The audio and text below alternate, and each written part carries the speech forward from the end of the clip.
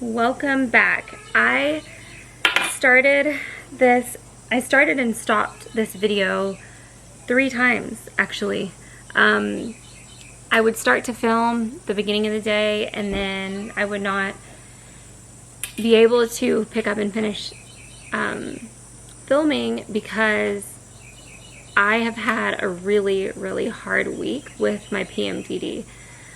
I have talked about this a lot and I kind of like downplay it, I think, but it's genuinely very hard. It's about 7 days of the month that are kind of, they feel pretty debilitating because I already have I'm predisposed to having anxiety, and when I'm going through like my PMDD time frame of the month, it's like on, so like it is so hard, and I've tried so many different things. I've tried so many different natural hormone supplements and so many things. Like, I think the only thing that I haven't done, because it feels really hard, is I haven't been able to maintain cutting out gluten. I'm watching Cody right here. She's playing. The girls just finished their lessons for the day. We've been doing it early, first thing in the morning, and it really works. Like, I enjoy it, and I feel like it's just a better routine when we do it first thing. So the girls have been getting stars, and we went back to star charts, and they just cashed in their stars for toys. So they're waiting for their toys, and they're super excited, looking forward to getting them. And they just asked if the neighbors could come over. I initially said no, but then I was like, why did I say no? They can come over and play because we're done with everything that we need to do. Just now today feel like my hormones are starting to shift to where I'm starting to feel better. Like, I woke up today feeling a lot of relief, and I just feel like this cloud that I have for 7 days of the month, like, I can feel when it's starting to come in, and then the whole time that it's over me, and then I can feel when it starts to gradually shift. Yesterday the shift started slowly, and today I think I'm pretty much back to myself. I really do. I might not look like it, but I really do feel like I'm back to myself. So I talked to my doctor about doing another hormone panel, because I did this a while back, and she suggested I think progesterone, and I'd initially said no because I was on progesterone. It was the mini pill after I had Skyla for birth control, and I hated the way it made me feel, so I was nervous about taking progesterone. But now that I've gotten to this point where I really do lose like 7 days of the month to this anxiety that comes with PMDD, and I still function, like I'm high functioning. I just don't want to be on camera or really on my phone or filming, and that's like, I don't know, this is my job, and I just can't have 7 days out of my month to where I'm not myself and where I don't want to do my normal stuff. Because you have to think about it as, like, I guess if I had a different job where, like, I've got dirt all over me. If I had a different job, like, where I used to, let's just say, for example, like, I used to want to be a nurse. Let's just say if I was a nurse and I had my 7 days of PMDD, I would be functioning and go into work and do my... Mommy, I'm gonna pour naked. I'm gonna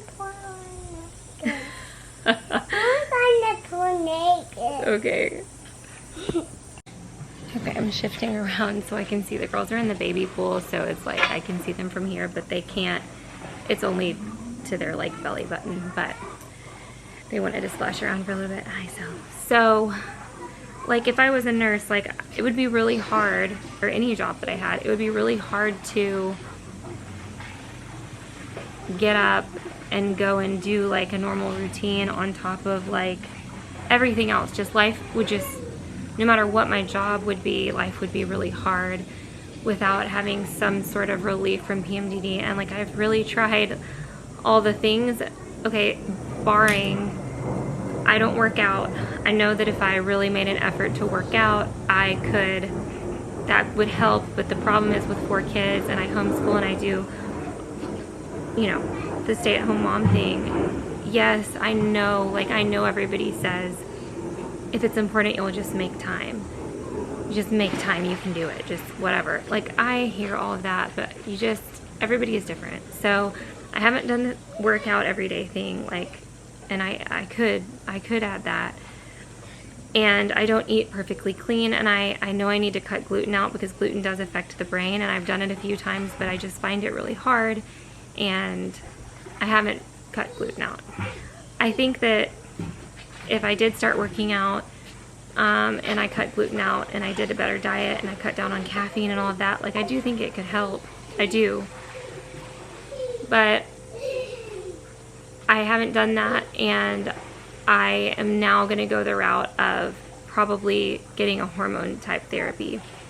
So the way that it works is that you go 7 days after ovulation and you have your blood drawn, and they do a full hormone panel, which I said I've done this before.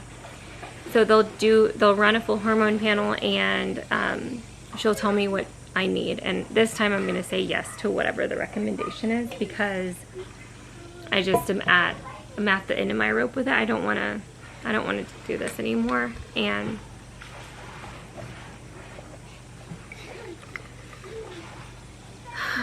that makes me so, it's emotional. It's hard to like talk about, but I'm gonna do whatever the hormone therapy that she recommends is, and go from there, because I feel like I'm spinning my wheels with it. And I have talked to Amber, who has been my personal trainer on and off forever, about getting a workout routine in, and I think maybe I would have more energy if I was working out, because even though it seems like you'll have less energy, I think in a lot of ways you gain energy by working out.